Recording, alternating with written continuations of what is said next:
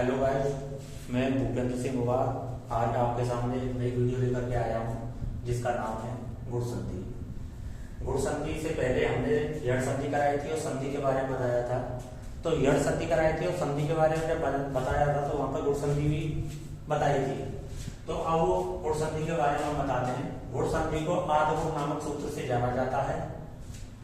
परिभाषा इसकी, यदि प्रथम पद के अंतिम वर्ण में आ आए और दूसरे पद के प्रारंभ में ई उ ऋषि और दृ आए तो आ जो शुरुआत में आ रहे हैं प्रथम पद के अंतिम वर्ण में आ रहे हैं, ये ई के साथ मिलकर ए हो जाते हैं, उ के साथ मिलकर ओ हो जाते हैं, ऋषि के साथ मिलकर अर हो जाते हैं और दृ के साथ मिलकर अल हो जाते हैं। ये इसकी परिभाषा है।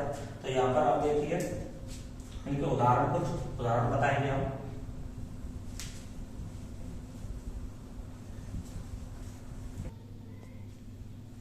देखिए गुण संधि, यहां पे लिखेंगे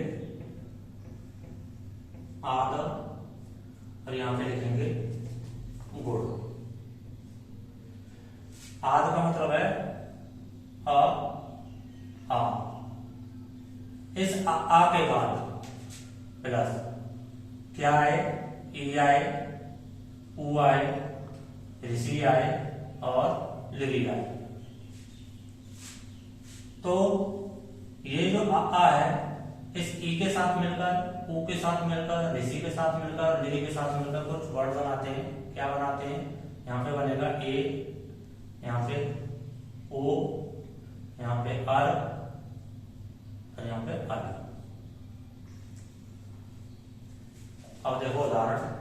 तो ये जो गुण है यानी कि प्रथम पद के अंत में जब आ आए और दूसरे पद के प्रारंभ में ई उ ऋषि और दृ आए तो आ जो है वो ई के साथ मिलकर ए हो जाता है, उ के साथ मिलकर ओ हो जाता है, ऋषि के साथ मिलकर के अर हो जाता है और दृ के साथ मिलकर के अल हो जाता है। और ये जो चारों वर्ण हैं, इन चारों वर्ण किसके अंतर्गत आ रहे हैं? गुण के अंतर्गत आते हैं।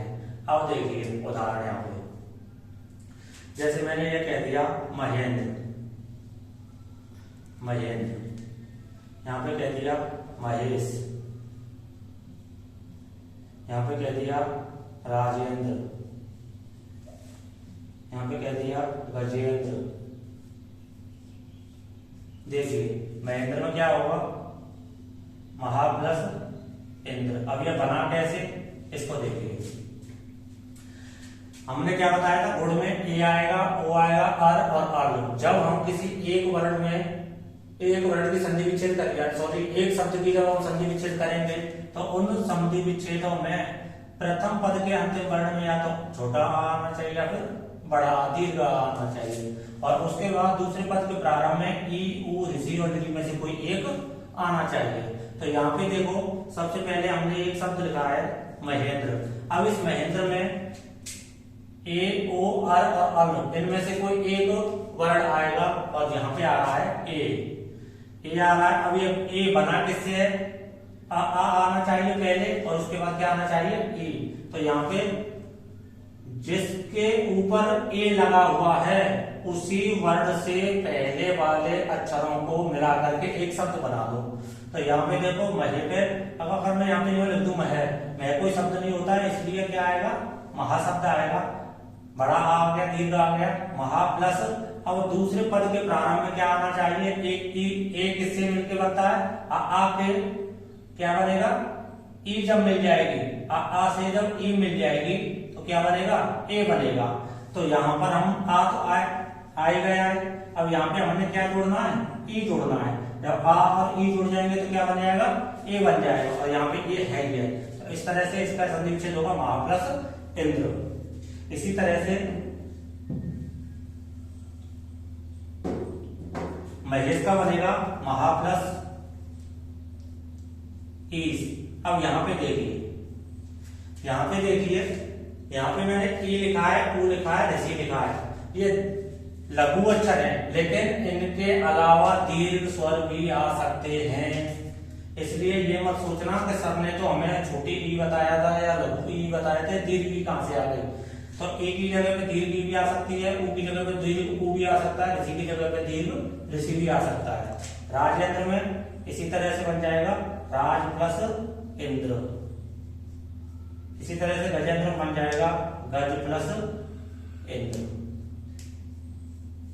अब इससे आगे ये हो गए ए के, अब करेंगे ओ के।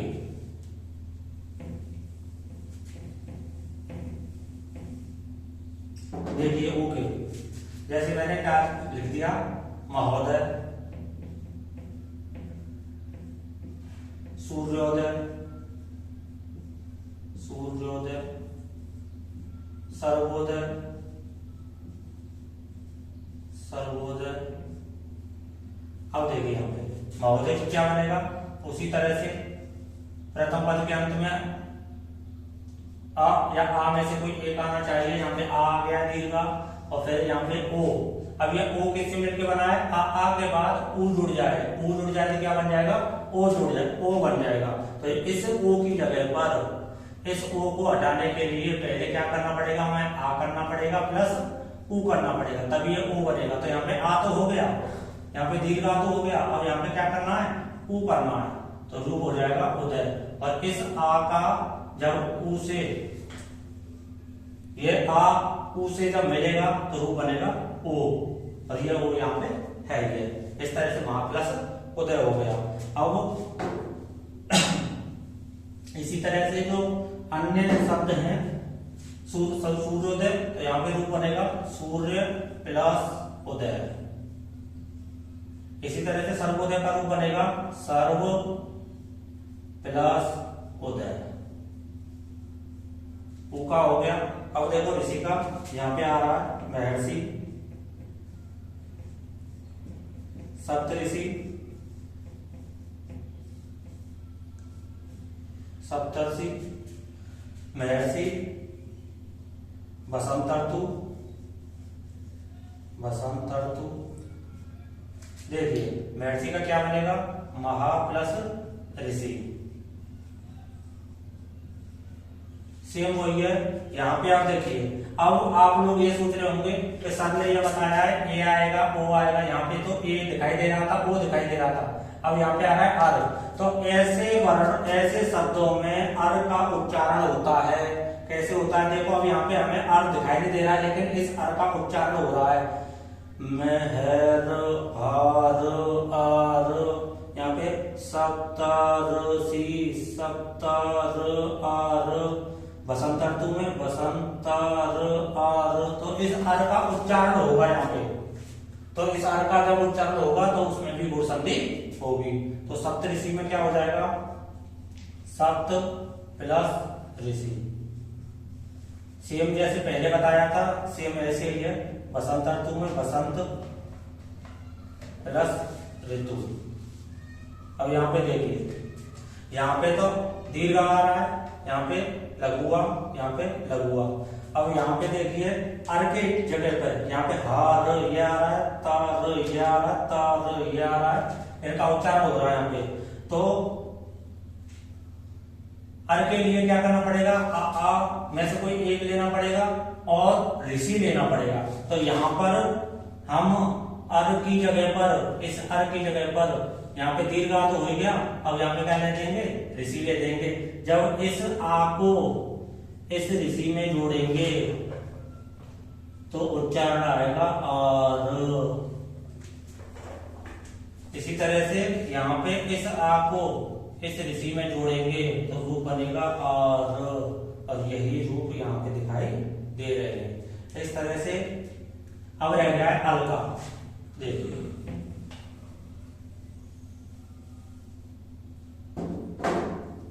अल,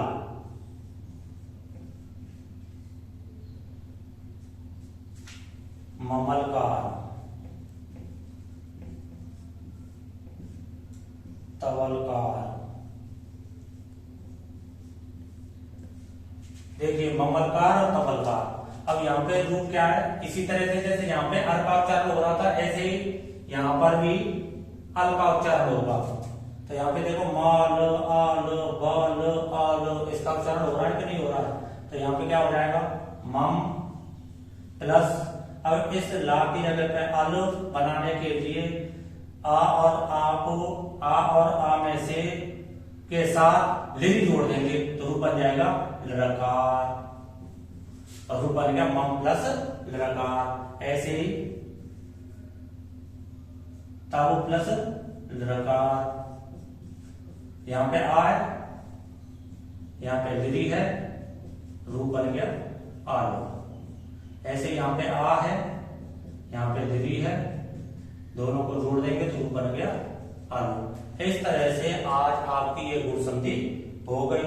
कोई भी अगर चीज समझ में नहीं आ रही है, कोई भी टॉपिक समझ में नहीं आ रहा है, कृपया कमेंट करके जरूर बताएं। और अगर वीडियो पसंद आ रही है तो चैनल को सब्सक्राइब करें, शेयर करें, और आगे इससे आगे जो अलग से संधि होगी, अब अभी तक तो पढ़ा था हमने गुण संधि, अब पढ़ेंगे गुण संधि के अपवाद। गुण संधि के अपवाद। अब ये गुण संधि के अपवाद क्या है? गुण संधि के अपवाद कुछ ऐसे वर्ड शब्द हैं जिनमें नियम तो लागू हो रहा है गुण संधि का, लेकिन गुण संधि ना बन करके वो कोई और ही संधि हो रही है। तो इस संधि को हम आने वाले वीडियो में बताएंगे। तब तक के लिए जय हिंद, जय भारत।